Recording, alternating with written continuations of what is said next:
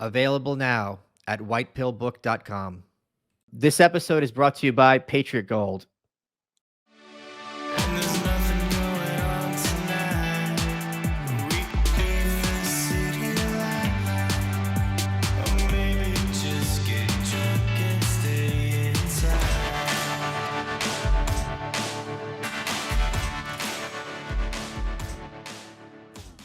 Good afternoon, Michael Malice here. Let that be your welcome for the next hour. We have with us a returning guest and one of my favorite people, Karol Markowicz, who writes for the New York Post. Her new book, co-authored with Bethany Mandel, is called Stolen Youth, and the subtitle is How Radicals Are Erasing Innocence and Indoctrinating a Generation.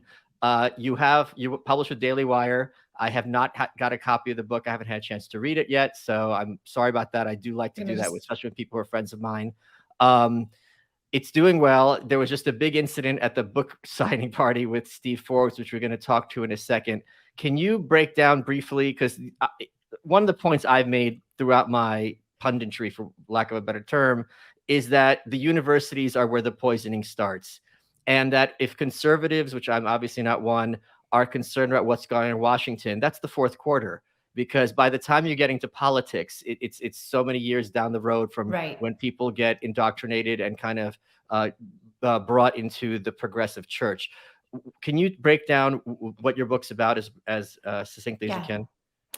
So in our book, we argue that this starts far earlier than college, that it's no longer something that begins when they get into freshman year. It's starting in kindergarten, if not earlier. And it's not just happening at schools. It's happening throughout society. Schools is obviously a big part of where the indoctrination takes place, but it's also, libraries and publishing companies, and obviously the Disneys of the world, and the medical field, the pediatrician's office.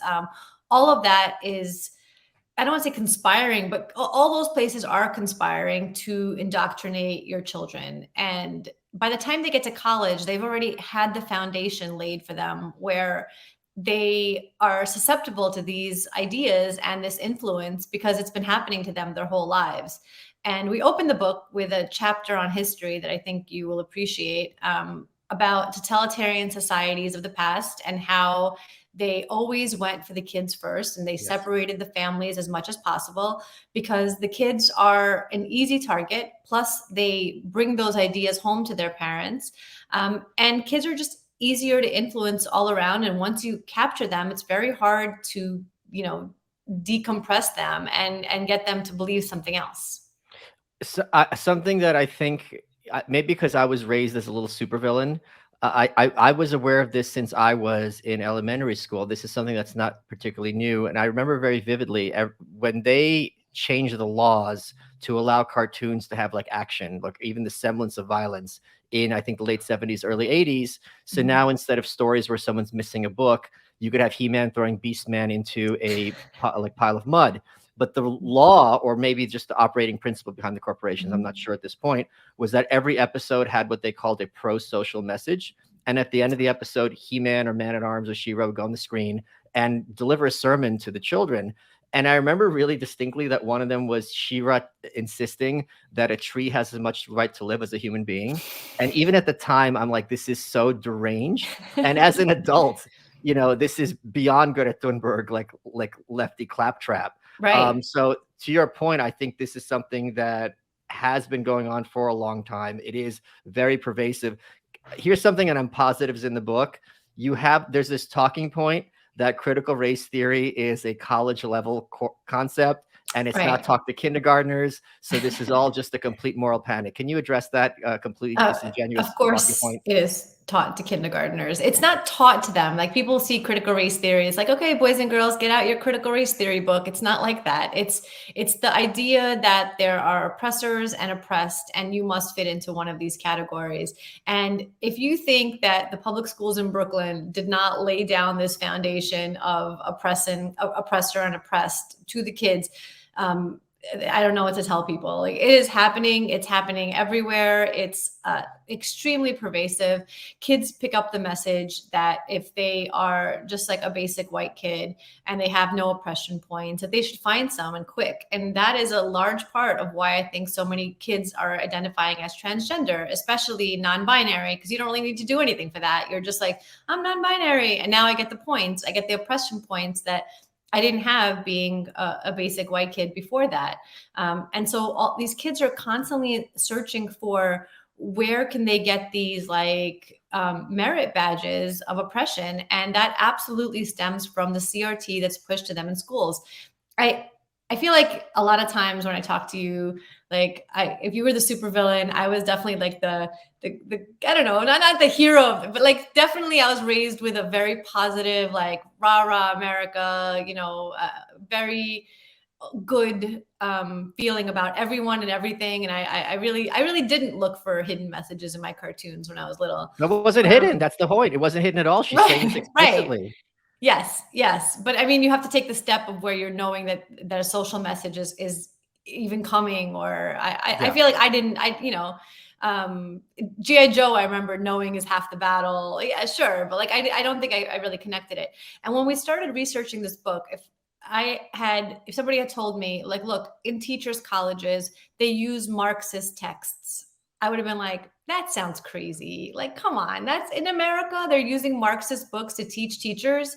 Yes, it's happening. It's so pervasive. It's wild to me that we don't talk about this all the time. And it shook me. It did. I felt like, wow, it's something that I completely would have dismissed before looking into it myself. And it's happening. It's here. So I think one of the reasons it's not talked about a lot is there is a huge almost kind of entertainment wing to politics around conservatism. And it's really based in this kind of sports team like atmosphere that we have to go after the Democrats and or the left. And so much energy is being focused on the political party or this kind of broad boogeyman, the left, as opposed to figuring out where this is actually causing. Nancy Pelosi isn't the problem. Nancy Pelosi, if you don't like her, is the consequence of what would be the problem. But I feel like until yesterday, practically, there seems to be no impetus within conservative circles to look for causes, how culture develops, how these ideas are promulgated, as opposed to like, all right, we're going to get the White House. And it's like the White House to me is a complete irrelevancy, or not complete, but a largely irrelevant if this is something that is systemic and ongoing. I agree with a lot of that. But I have seen politicians make such a difference in the last 3 years, depending on where you lived, that I used to feel, I don't think I cared very much about who was my governor. Like pre-COVID, if you asked me, like, is Governor Cuomo a good governor? I'd be like, yeah, he's fine, whatever. Like, he's totally okay. And then it turned out he's a monster and is just, did all these extremely awful things to all of us. And so while I agree with you that the White House maybe doesn't matter as much, I no longer think that politicians are completely irrelevant after what we just went through. No, but I mean irrelevant in the sense that they're not completely relevant in the sense of stopping the problem. So it's kind of like putting a bandage on the wound is my point. I agree with that. And another bandage that I feel like I've been talking about recently, like I'm very into school choice. I think kids should not be, contained by their zip code into the public school that they go to. But I'm looking at Republicans now using this as a crutch of like not doing anything else. Like, okay, let's get school choice passed. And then we don't have to do, we don't have to fix the public schools. And it's like, right. And that's like most kids go to the local public school. They don't go to the charter school or the private school. They go to the local public school. So I interrupt you. It's also the idea that a lot of these private schools are just as indoctrinated and if not worse, pervasive. Yes. Yeah. If you look at corporate America, it's not corporate America is pushing like Ron DeSantis. Corporate America is pushing these ideas often more effectively than your local Democratic congressperson. 100%. I think that the idea that private schools are going to save, the country, and if we could just get every kid into a private school is like, it's the easy path. It's like, okay, we could just get this like school choice bill and then we're done. And obviously it's much harder to root out the Marxism in teachers' colleges and to say that we, to stop this influence that's happening all over the country in red areas and blue areas, in all areas. Okay. So I know my answer to this question, but you're the guest. I want to hear your answer. What's so bad about teaching Marxism or Marxist influenced ideas to children? The bad thing is that the teachers are getting influenced themselves. They're picking up this, and again, Marxism relies on this oppressor and oppressed situation where this is how they look at the world, and then these teachers pick it up at their teachers' colleges, and then they disperse throughout the country to teach this to the kids. And if that's the basis, if that's like their, I hate the word framework, but that is, if that's their framework, then that's the angle that they're going from. And it's very hard to stop. And a lot of these teachers, I would say, don't even realize that it's happened to them. They don't even realize that something like bad has been taught to them as a way of teaching the kids. I think that they just think of it as like, because the thing is, right, every totalitarian society, communists, Nazis, anybody, they all, if you ask them, they all think that they're doing what's good for the people. Like, nobody thinks that they're evil, right? Nobody's like, we're evil and we love it. They want equality, right? They're doing something good. They just want to make everybody equal. And when the teachers are picking up this language and then they're dispersing through the country to teach to the kids, they think that they're doing good. Folks, Michael Malice here, podcaster, author, and yes, underwear model. Sheath is something that I wear every day. And the great thing about Sheath underwear is that they have dual pouch technology for both parts of your anatomy. They also have a girls line. I don't wear that stuff. Dave Smith might. Go to sheathunderwear.com and use promo code Malice. You get 20% off. It's great underwear for when it's cold. It's great underwear for when it's hot. And I wear it every single day because it's the best underwear I've ever owned. The first time they brought into the studio, I was like, what is this? And now I swear by it. And in fact, I model for them. It's got added comfort, added performance, added mobility. And there's something a little subversive about talking to someone while the whole time your underwear is cupping your junk. I'm not going to lie. I do enjoy that aspect of it. And folks, they're not just an underwear line. Sheath now has bamboo hoodies and shirts, which are really, really soft. So go to sheathunderwear.com, use promo code Malice. You get 20% off your order. Support the underwear that supports you and that supports the show. I am gladdened to hear that you are acknowledging that this is a very complicated issue with lots of moving parts. I feel like there is a big impetus often in conservative circles that if we just do X, this will resolve itself. Do you talk about where do you think this problem started? How long has it been going on? Take me back if you can. I think it's a snowball effect because it's not like leftism wasn't influencing children, 20 years ago or 30 years ago. It's been in our schools. It's been in our culture for a while. What's different now, and what I think of as wokeism in more so than just leftism, is that like the language has become narrower and narrower, and you're only allowed to talk about things in a really specific way.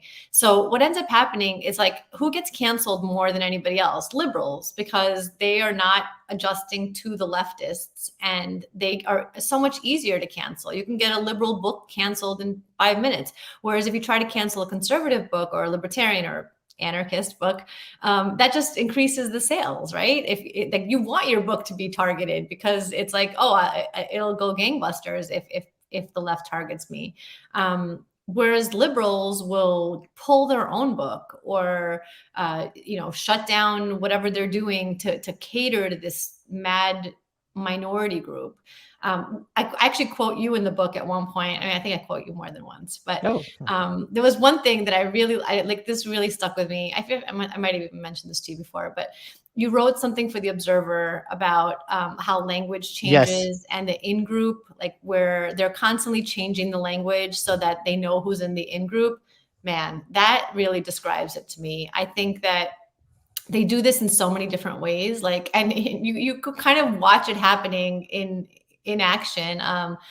Like on Instagram right now, I think person of color is falling out of favor because I think they're just on to the next thing. And it's like very soon, right now you're using person of color, but very soon when you're using person of color, you're going to be racist. And I predict that we're not going to be using trans very much longer, because trans says that if you're saying trans woman, you're saying this is not a woman. You're saying this is some other type of woman. Well, I'm going to interrupt you because it's already happened. You don't even realize it, because it used to be transsexual, and that is now cancelable, and is transgender, because their gender is what's trans, not their sex. So Right. that But already the has word happened. trans entirely, I think Okay, we're yeah. gonna, if you use the word trans, you're anti-trans, because how dare you qualify that this is some other type of, Oh, I see. If you're yeah. referencing it all, okay. Mhm. Oh, I can see And that that's my coming very prediction. easily. And it's based on that in-group thing, because they have to keep changing it. They have to keep moving. They have to keep looking for new targets. It's part of the equation here. Is how do you know when somebody is good without all these people being bad? Yeah, there was a writer, I think she was for CNN, called Sally Cohn. She was a lesbian. She's, by all accounts, she's actually like a really sweet person, but she was a hardcore lefty, not too bright. And she had a book, and she recounted a conversation she had with somebody else. I forget, some activist. And the activist didn't come off poorly in this conversation at all. But the activist, when the book came out, pitched a fit. And Sally had the receipts that they had this conversation, but she still had to be apologetic. And now, she can't, she should be on the back. She should be on that milk carton, like on your book cover. Like you can't even see her. And it was very much a case where Right. she got railroaded. And I had a soft spot in my heart for her, because she seemed to be one of those people who was on the left, who was hardcore lefty, but seemed like a kind and, Yeah. nice, but kind of dumb person. And now, like you pointed out, like, this is the thing. Conservatives often complain, understandably, about getting kicked off Twitter or other kinds of social Mhm. media, but they are off, and they revel in, like, kind of when the lefties eat their own. But to your point, it happens more frequently than conservatives think, and when it happens, it's pretty permanent. There's nowhere else Yeah. for them to go. Right. That is true, that the conservative that gets canceled, it could, because it happens by conservatives, right? It's like not by the left. If it happened by the left, it would be dismissed quickly. It's a numbers thing. The left does this on such a scale that, like, when it does happen on the right, it's a much smaller segment of the population. Not saying that excuses it. I'm going to tell you a funny story, then I'm going to ask something that happened to you recently. When I was a Cato Institute intern in 1997, Steve God. Forbes, who had been presidential candidate, was speaking at the Heritage Foundation. And I was like, all right, I'm going to go meet him and get his autograph. Steve Forbes, I love Steve Forbes. He Right. was really cool.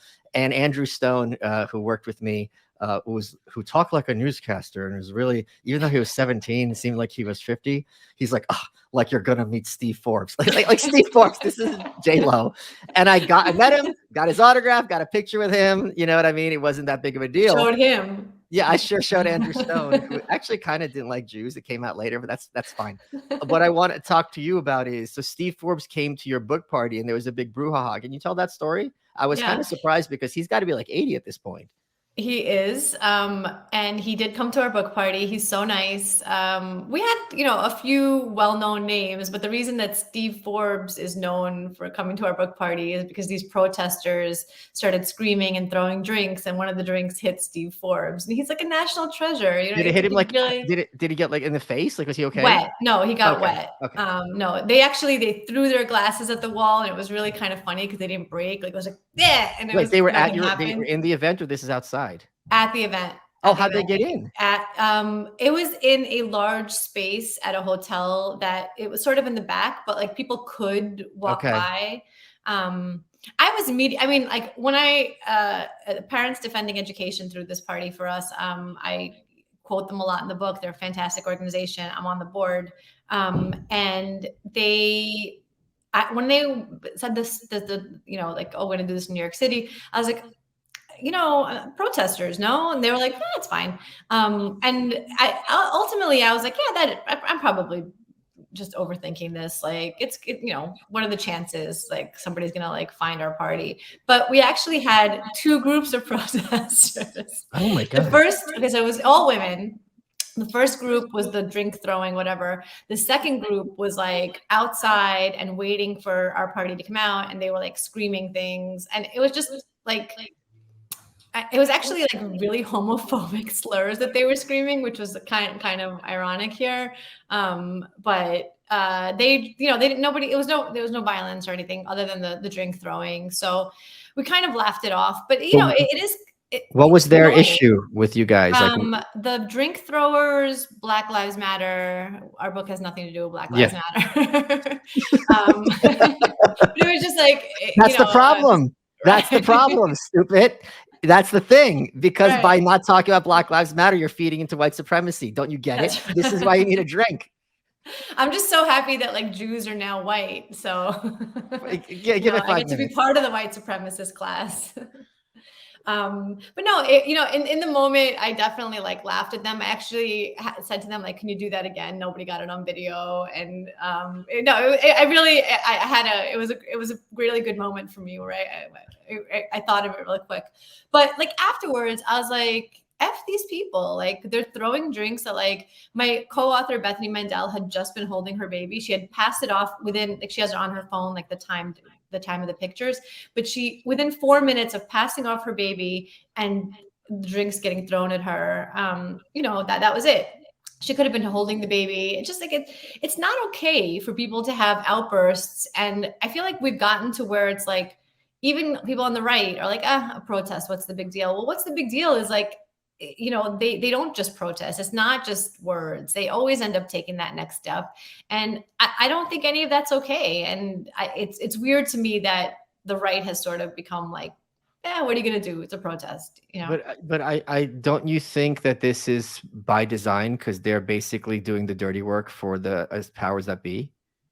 I think that these people don't know how to control their emotions, and they have been raised to have every one of their wants catered to, and what they wanted was not to see this book and to have it not exist, and we couldn't do that for them, so they got mad. And part of one of the chapters in our book is about raising resilient children, and that's really the goal for us. It's like, if my kids grow up and they're liberal, like, I will feel a little bit of failure, just because coming from the Soviet Union and raising liberal children just seems to me like something went wrong.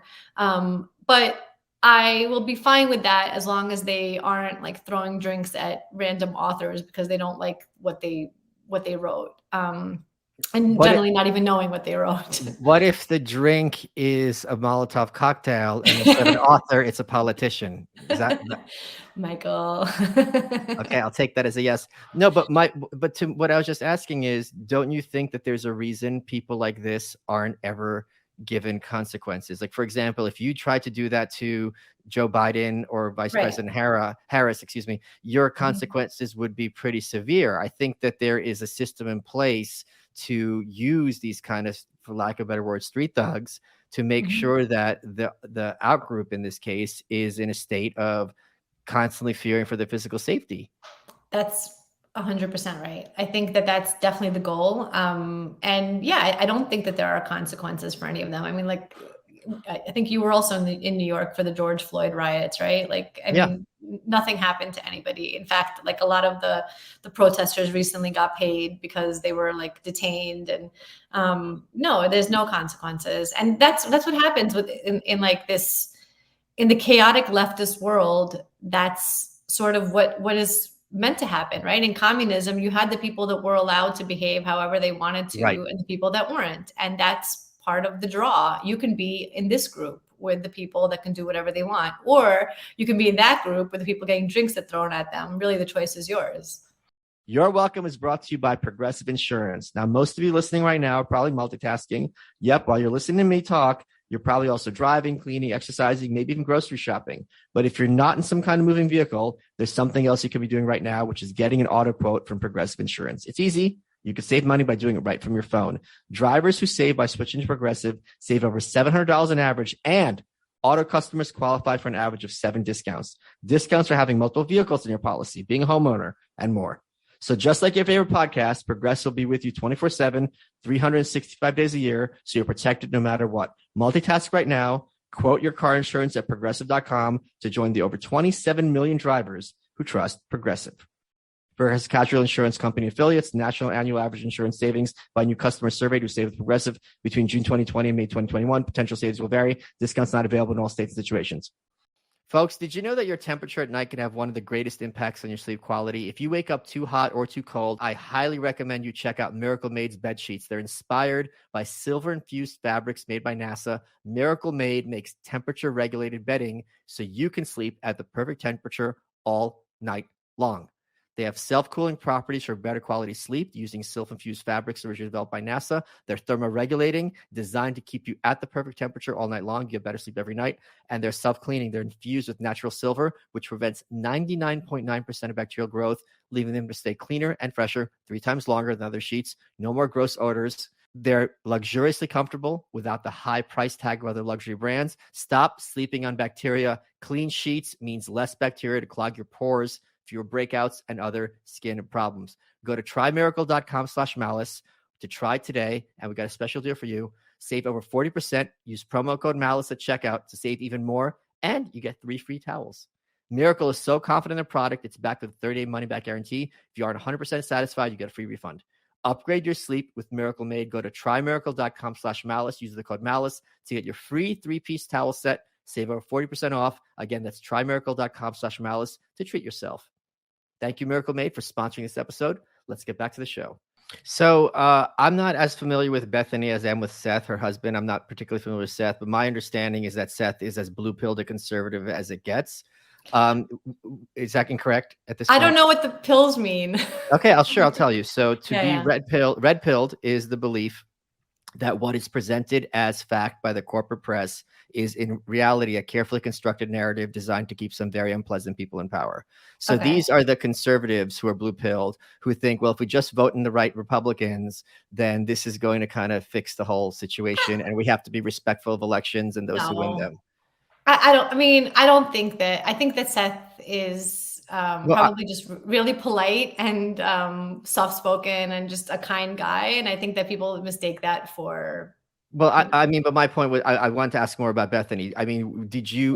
Yeah. I mean, she kind of skews that way from what I've seen. This is no disrespect to her at all.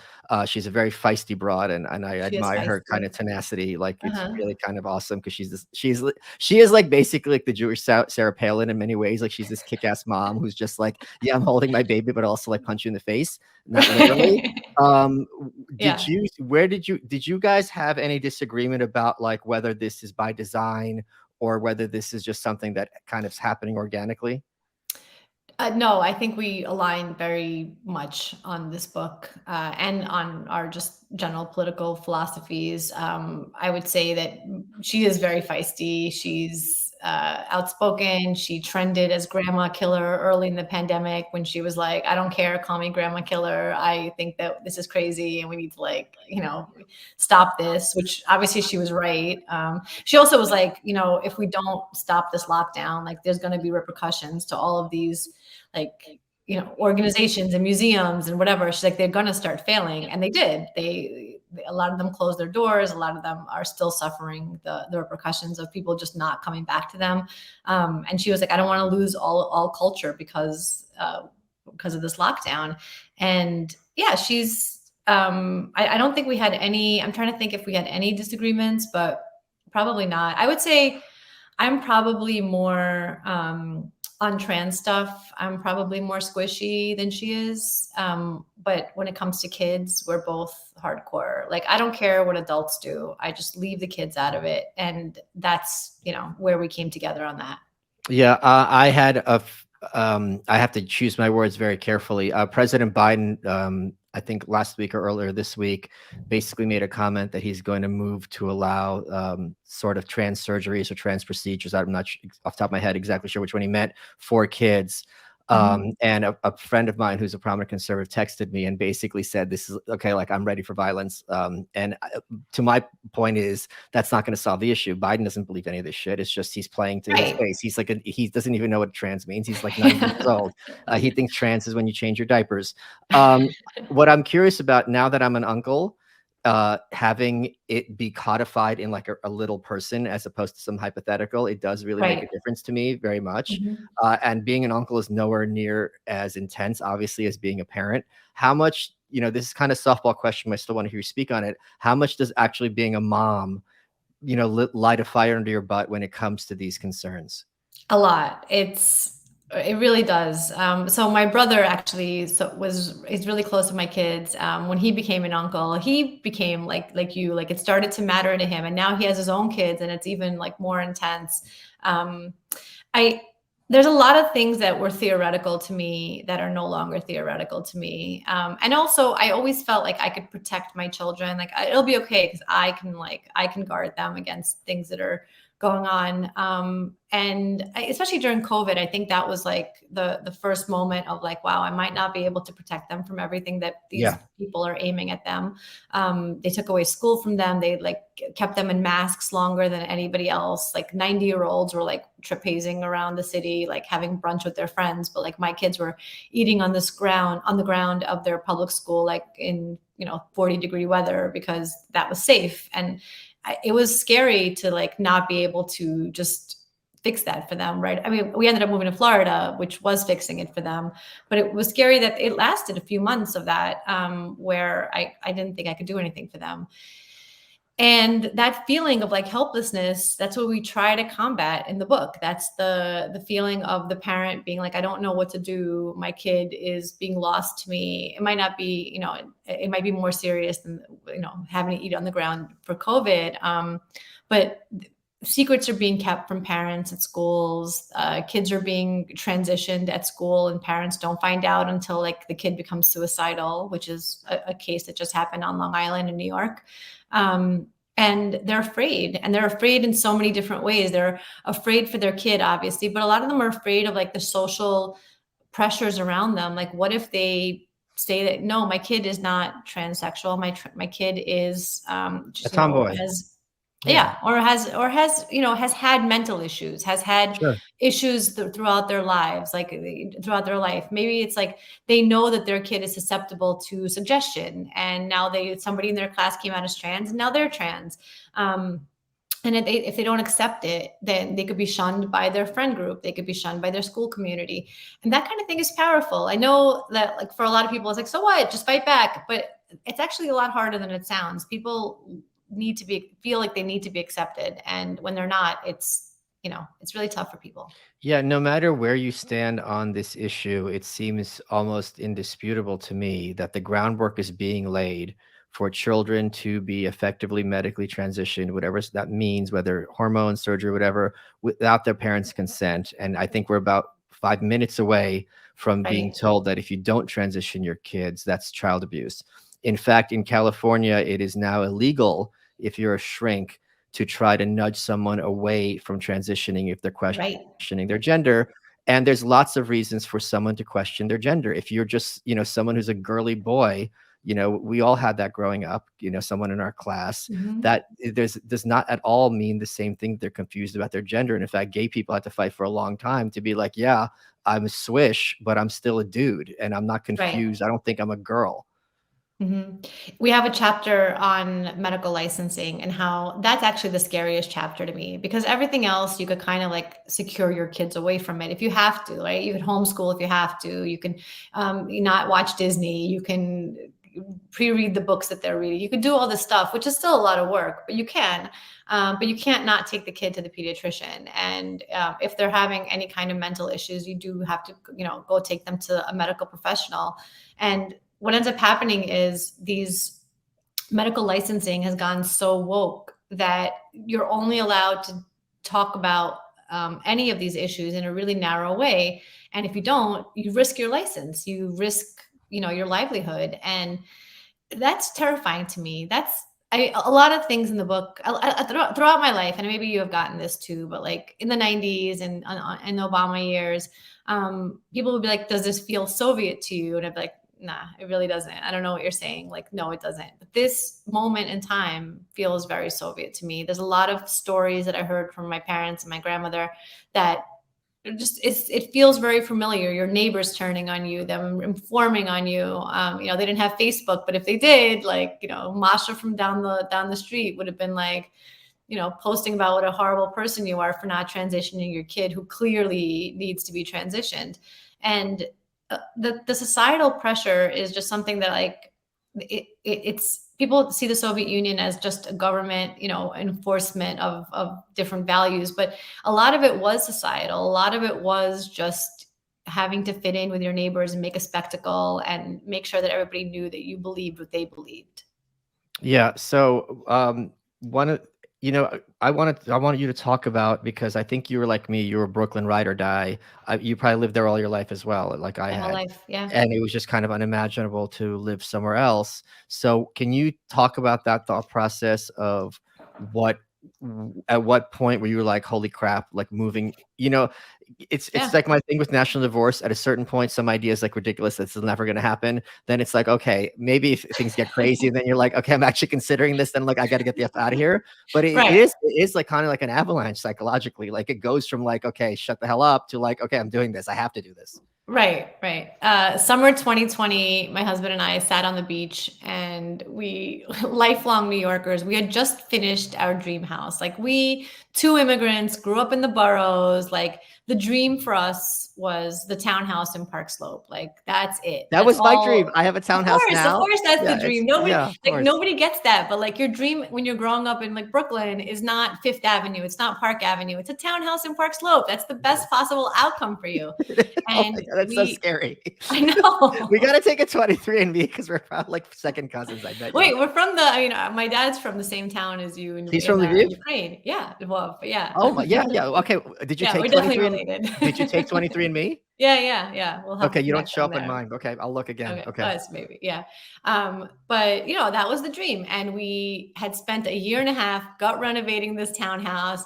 We move in March 2020. I picked No, every paint color, every hinge, my dream kitchen. It was all just there, I made it. and Look, I mom. know, and then it was like collapse.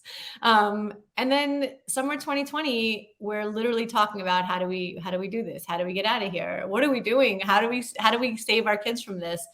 COVID is, Wait, the so main hold on. Let's break this driver. down a little slower. Yeah. So, like, you're obviously very opinionated. It's your job. You're politically oriented. Like, is your husband like more of a normie when it comes to politics? He's a conservative, but he's more of a normie. Right. Like, So, it's like, what did 3 it take? months after groomer, became part of the lexicon, he's like, "What's a groomer?" Like, it's So, just. but what did it take for him to be like, okay, you know what I mean? I think that's key. It's very Mhm. easy to be like, okay, you can get conservatives to kind of see these things, but how do you get like right-leaning normies who are kind of like, oh, everything's fine, to be Right. like, It no, this is was a crisis?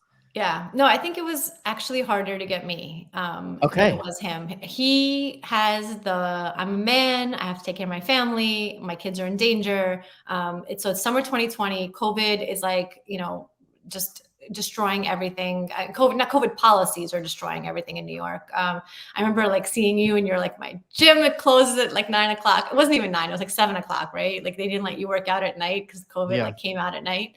Um, and and also the riots are happening, and it just doesn't seem like anybody cares. We're just watching on TV every night, like groups of people like run into Prada and like run out with all their stuff, and everyone's like, well, it's like social equity, like it's racial equity. What are you going to do? We have to just look away from this because we've done bad things, and we're just like, this is crazy. And also, I mean, the main thing for us was that the conversation around schools opening in September, like everything else was opening, but schools were like, no, we cannot open schools. Trump wants schools to open, therefore we cannot. And we have friends in Europe. They're all going back to school like nothing ever happened, and they're not wearing masks or anything. And our kids are just in this limbo.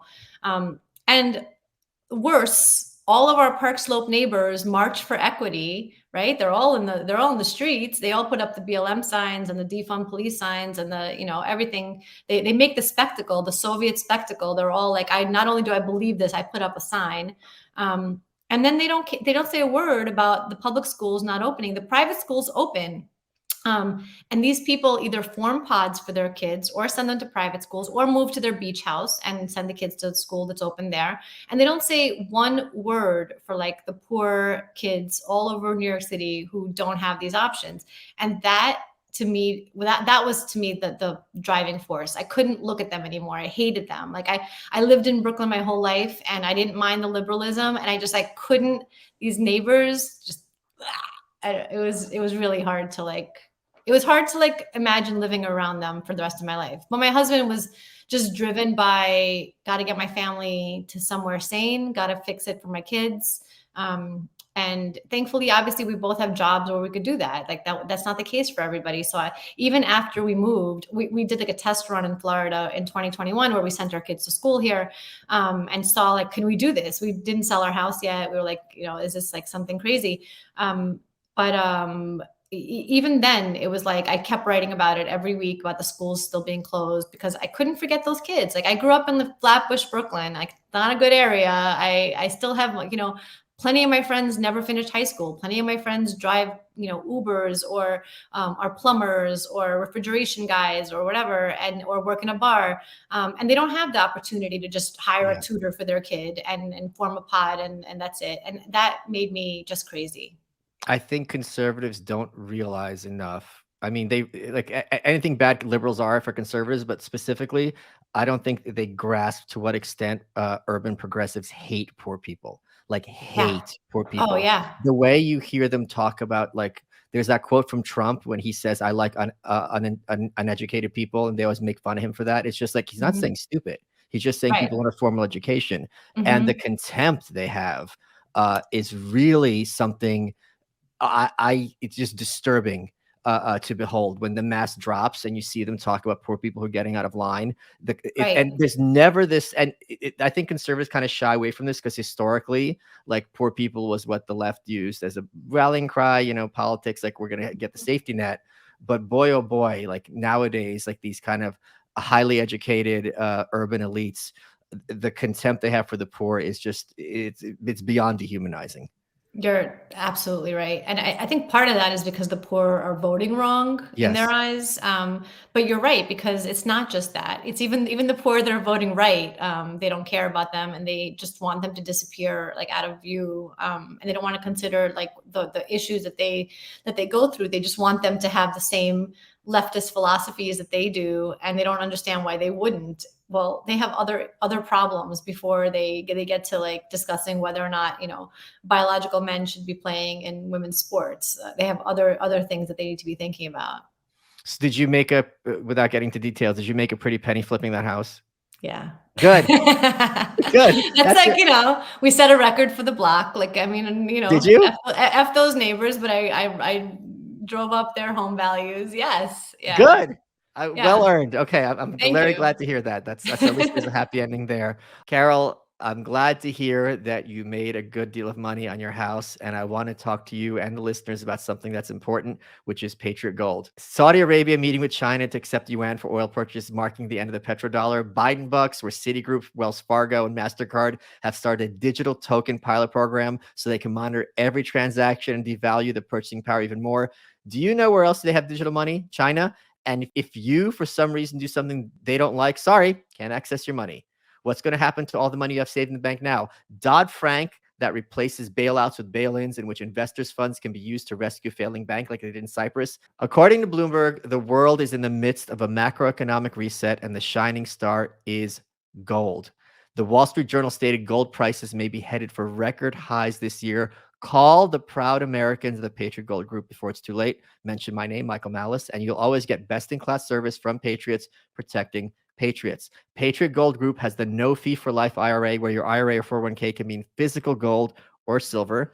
They sent me a coin. It's kind of cool. And you may be eligible for the no fee for life IRA and qualifying rollovers. You could just have to call 888-505-9845 for a free investor guide, or go to malicegold.com. Patriot Gold Group is Consumer Affairs' top-rated gold IRA dealer 6 years in a row. So call 888-505-9845 or go to malicegold.com. Let's get back to the show. This is something I also want to hear you discuss, and I have my answer, but like the don't say gay bill, right? Mhm. You're just a homophobe. You just want young gay kids to kill themselves. They, already maligned by society. How dare you? What's your thoughts on that?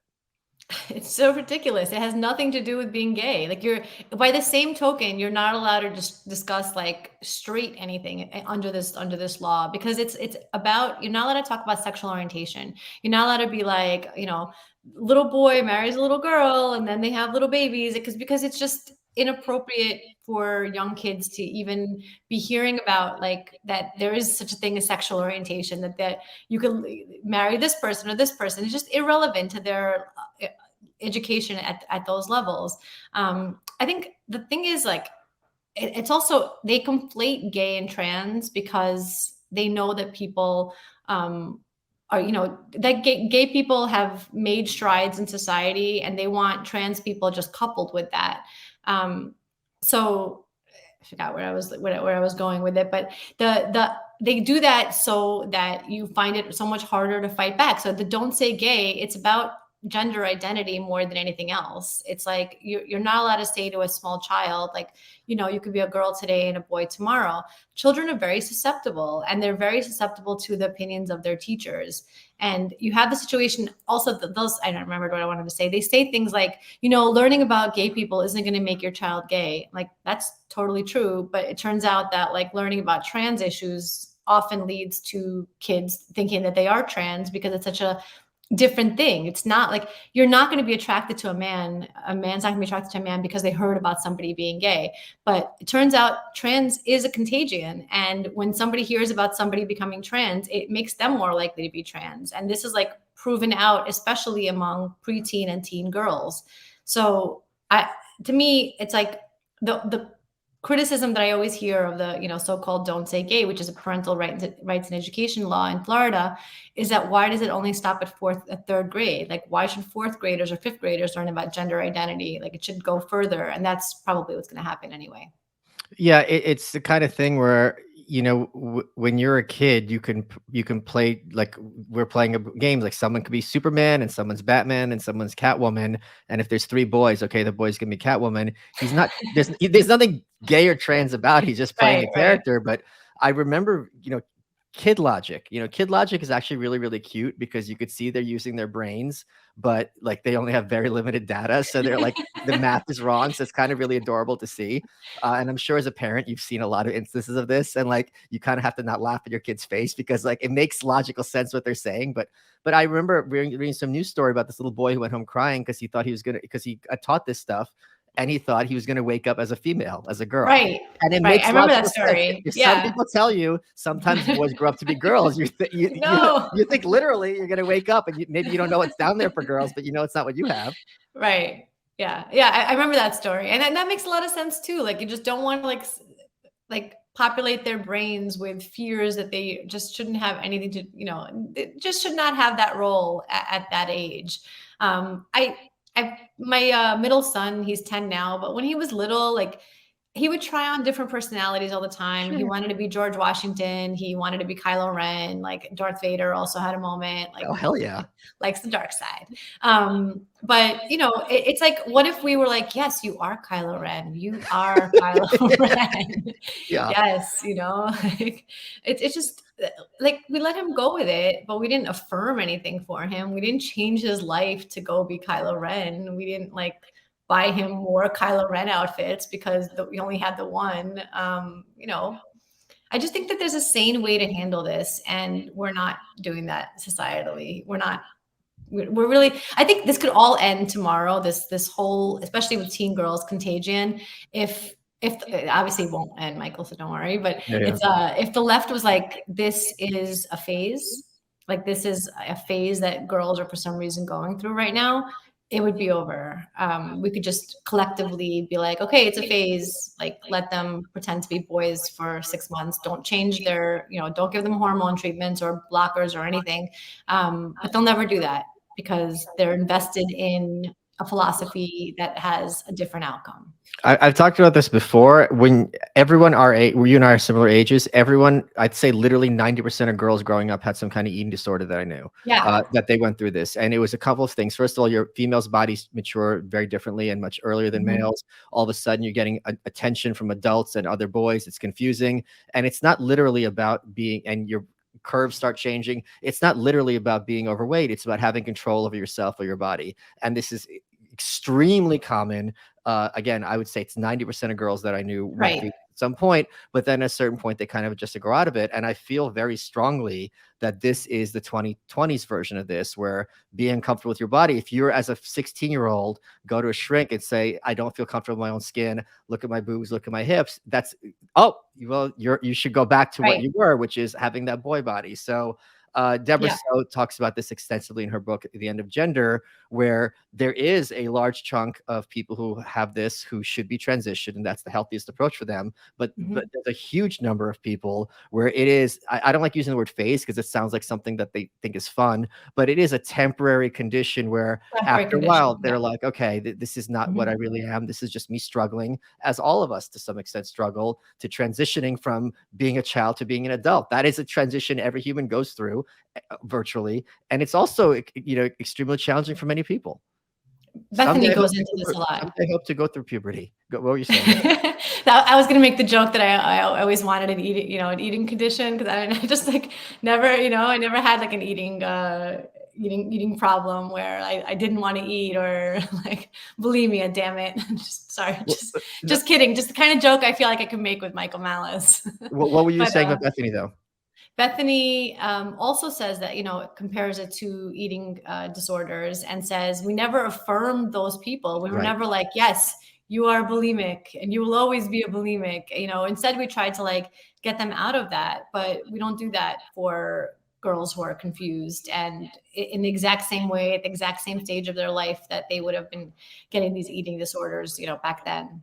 And I don't know if you are aware of this, but it was either Reddit or Tumblr, which are hardly hotbeds of conservative thought. There used to be groups which were called pro-ana, which were encourage anorexia and kind of validate one another. And those are the first groups that even these sites were like, all right, I don't remember which one it was. Like, okay, we got to get rid of this because this is really dangerous. Right. But it's very similar for some individuals to what you're discussing now with and Abigail Schreier, of course, is kind of the go-to person for this issue. Are you friends with her? Have you read her book? Yeah, she's fantastic. She blurbed our book, and we obviously quote from her book a lot. She was the one who broke this open, where I think that people used to think of trans, especially as a boy to girl phenomenon. And she was like, this is now a girl to boy phenomenon at such a high level. And it's happening at this really specific age range.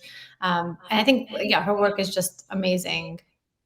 Let's play devil's advocate here. Don't you think that if more teenage girls were given testosterone, that our politics would be more logical and rational?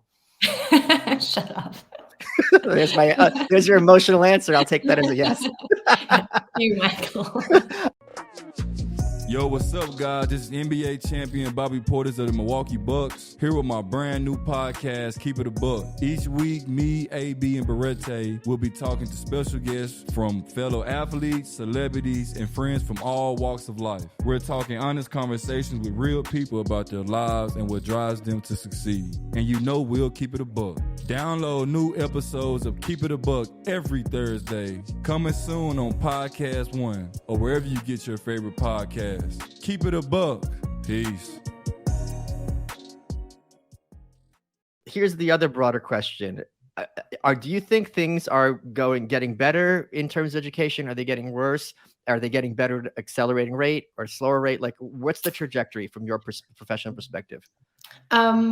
I feel so much better about education being in Florida. So it's like, It's kind of hard for me to gauge. It just, little things in Florida are so much more normal. My middle son is in the gifted program at his public school, and they treat it like, not exactly like, but like a disability sort of, that he needs special like classes. He needs like advanced education. Whereas in New York, it's like, they're constantly trying to cut out all the gifted stuff because it's like not fair. And it's a very big difference between like, we need to cater to this child versus like, we need to pretend this child doesn't exist. But other things that are happening in education, I don't know if you've heard, but Phonics, they finally realized that Phonics was a good way to teach reading. So for like years and years, they taught kids to read by memorizing words. And you cannot imagine how dumb this is. Like, it's hard to convey. It is easy to convey. It's like trying to learn Chinese, where every symbol is its own word, as opposed to just knowing 26 letters and you're set. Right. So I have 3 kids. My older 2, like, basically taught themselves to read. My youngest one is 7 now. So he was like right at the age of like, kindergarten when COVID hit. He was in pre-K when COVID hit, and he missed the kindergarten year. And I, like last year, was like, I don't think he knows how to read. And everybody around him was like, no, he knows how to read. I'm like, no, I don't think he knows how to read. And it just occurred to me that he fills in the words he doesn't know. Like he guesses the words he doesn't know. And he, has some good guess rate. And then he memorized a bunch of other words. So we immediately got him a tutor and fixed it. But it's only now coming out how badly this has damaged children all across the country. And it's finally the New York Times is on it. It's finally something you're allowed to say, that this was a really stupid way to teach reading for a really long time. So it's could it get worse? I guess, but it was so bad for so long with our education system that I am kind of hopeful that we're heading out of the real key stupidity. And I think so many parents are motivated to not allow CRT and gender discussion and all the stuff that takes time away from learning about how racist math is, that I think parents are motivated to do something. What are your thoughts as a mom and as someone who discusses these issues about the role of social media and Wikipedia and access to information? Do you think that that's a net positive, net benefit, or net negative when it comes to kids? Because we didn't really have that, right? We had TV, right, and we had the teacher and our friends, and that's very different from being able to go on 4chan or whatever. Right. In our house, we really limit how much social media they can use. My daughter's 13. She Snapchats with her friends. They go to a bat mitzvah every weekend and they post pictures of themselves sticking their tongues out. And that's the extent of her usage. There's no Instagram, there's no TikTok, nothing like that. My kids also are, I don't know if this is for all kids. But I love the idea you are not allowed to look at mommy's Twitter. For sure. They always come up behind me and they're like, oh, what's trending? No trending topics. No, I think that's a big thing is I try to keep them away from my world or, anybody in my life like that. Yeah. But on the internet, okay. So a couple of years ago, the night before I had my daughter, my 13-year-old now, I won a poker tournament. And so a couple of years ago, I was like, oh, how much did I win that night? It was literally the tournament ended 3 a.m. I had her at 9 a.m. and I felt really cool about it. It was online. So I Google to try to find out how much I won that night. And I discovered that there's this whole thing on the internet with my maiden name that I'm married to Mark Stein, the writer Mark Stein. Yeah. Yeah. So I've met him twice in my life. We've never dated or anything like that. It wasn't I just somehow a picture of us during one of our meetings is now our wedding picture. And we met yeah. You know what it reminds me of? There's that photo of Trump at a party with Jeffrey Epstein and that lefties always post that I'm wait, so right. Two powerful men were in a room together. Okay. Literally, what am I supposed to do from this? Right. And so Mark Stein and I have a family. And it's really, it's funny, but it was a great lesson to my kids of not everything on the internet is true. I am not married to Mark Stein. They say that we met when we were working at this British newspaper in 1988. I'm 11 in 1988. So I was working for a British newspaper, but it went a long way towards showing them how much nonsense is out there and why we want to kind of protect them from it and not allow them to have too much access to it. But I would say that a lot of the stuff that they watch on YouTube is really wholesome. We don't make them watch it. We let them kind of explore a little. But they really watch these wholesome Christian loving, Christ loving guys playing video games, and it seems fine. I don't know. You don't sit down together and watch fat people getting injured compilations, because those are the best. I am not into that at all. My husband loves the people getting injured, walking into walls, walking into doors. He's slipping on ice. Slipping on ice compilation. That's the one. I hate it. I hate watching regular people get embarrassed. I loved the show Punk'd, but I can't watch any other. I couldn't finish Borat because I couldn't watch people being humiliated.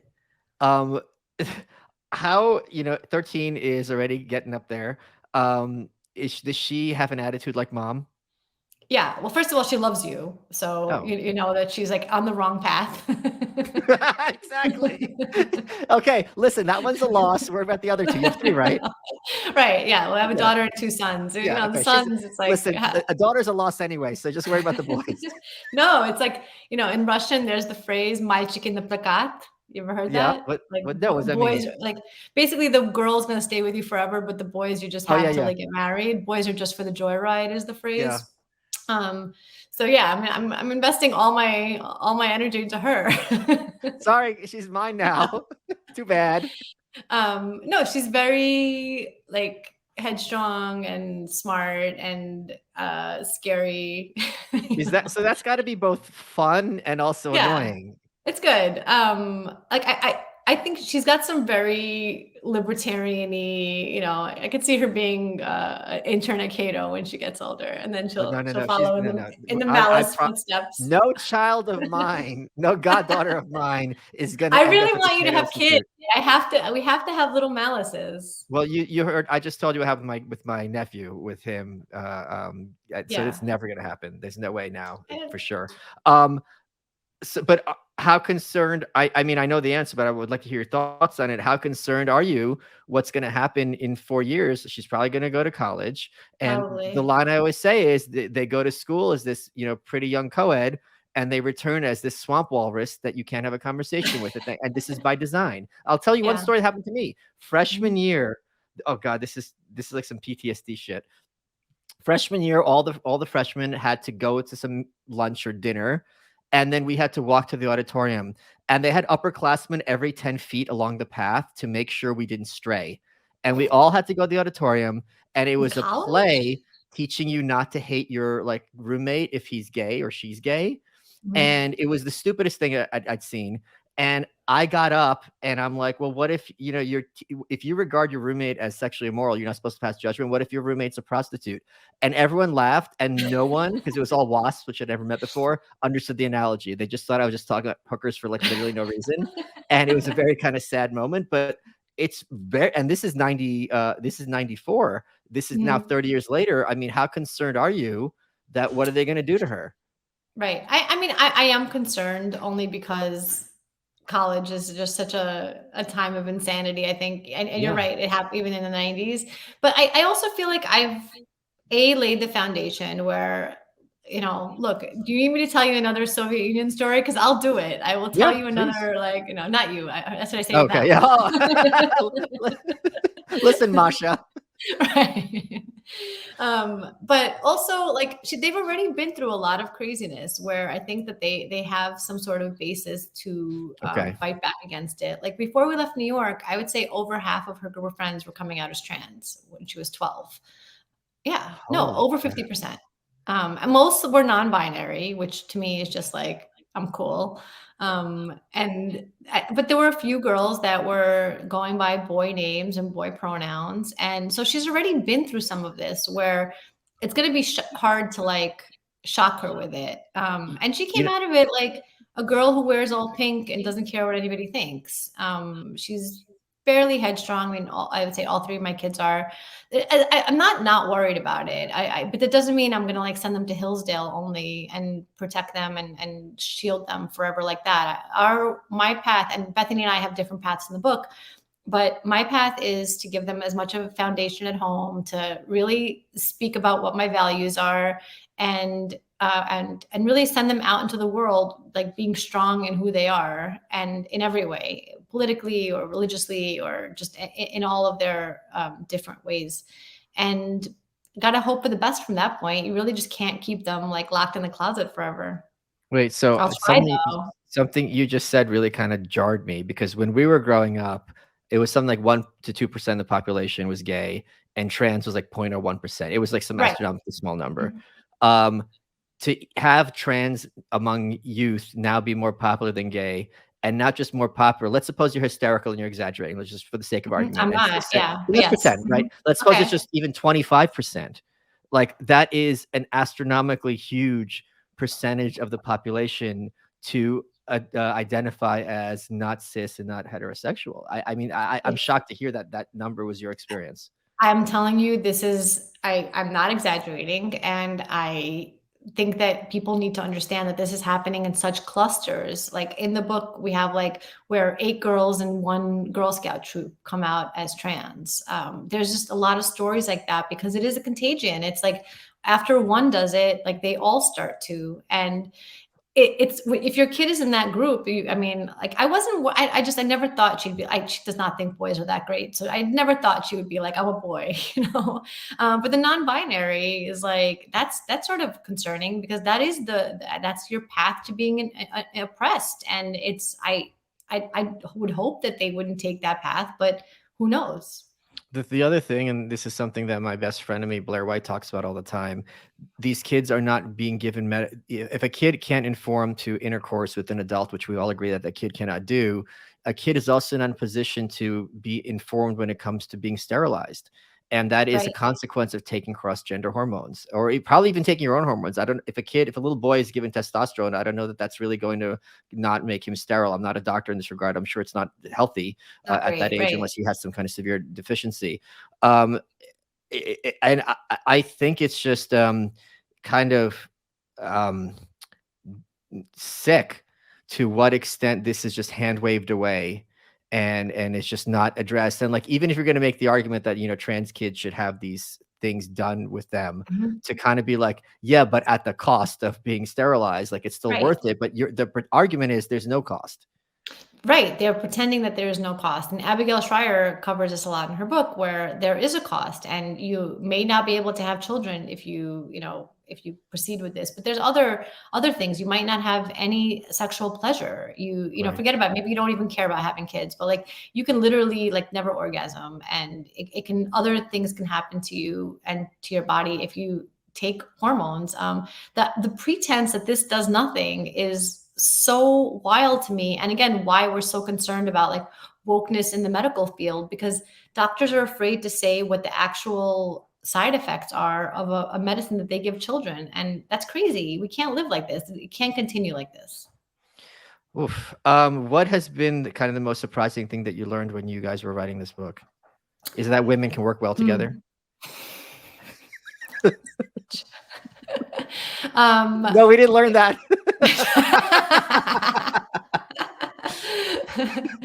And I would say, like, it was shocking to me how deep this goes. I know that sounds crazy. Like, I just wrote a book on this, but I really was stunned by the Marxism in teachers' colleges. Like, how could that be? How did we let this go on for so long? And I think part of it is you hear about this and you just don't think it could be true. But, we're here to tell you it's true, it's happening, it's real. And a lot of the examples that we give in the book, I think people would just think are far-fetched, but we heard so many stories and got so many examples of all different kinds of insane things that are happening that we only could use a fraction of them. So when you read this and you look at the examples, like, understand that it's only like a tiny sliver of what we actually learned.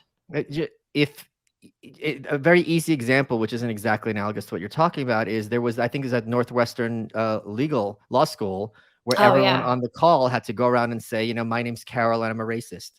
And it's just, I mean, this is literally Maoism, these kind of struggle sessions where you get up and denounce yourself before your peers, and then they denounce you. They still do that in North Korea. So when you're saying Soviet, I think this is more Chinese in terms, but it's still so, because these universities are so kind of isolated from Gen Pop, and often by design, I think people who aren't there, and obviously you and I are not there currently because we're graduates, are oblivious to just how removed from reality and off the deep end some of these environments can become, because they just kind of escalate off of themselves.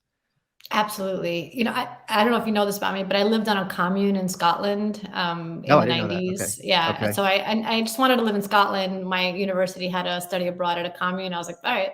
And I was an open conservative then too. But the first day we went around and introduced ourselves, and this one kid other college kid from America was like, I'm from, well, I don't know what to call it, but it was the land formerly called, and it was like a Native American name. And everybody in this room at the commune like rolled their eyes at him and were just like, oh my God, like, loser. And now I just feel like that's standard, right? They like now standard give the name of the land that they stole from the Native Americans. And in the 90s, it was like just the one wacky hippie kid, and the other hippies knew that was ridiculous. And now it's like everybody's all in on copying that and apologizing for the land that their ancestors stole. And the twist ending is that kid's name was Mark Stein, and that's how you first met him and fell in love. Spoiler. Married. Karol, we're running out of time. What has been your favorite part of this interview? I always love talking to you. You kind of scare me, obviously, because you're terrifying. But always at the end of these interviews, I'm like, why was I so afraid of? I think Michael's great. Well, I love we have the Soviet thing connection and the Brooklyn thing, and probably related from Lvov. So I feel very connected to you. And so I always like these interviews with you. you are welcome.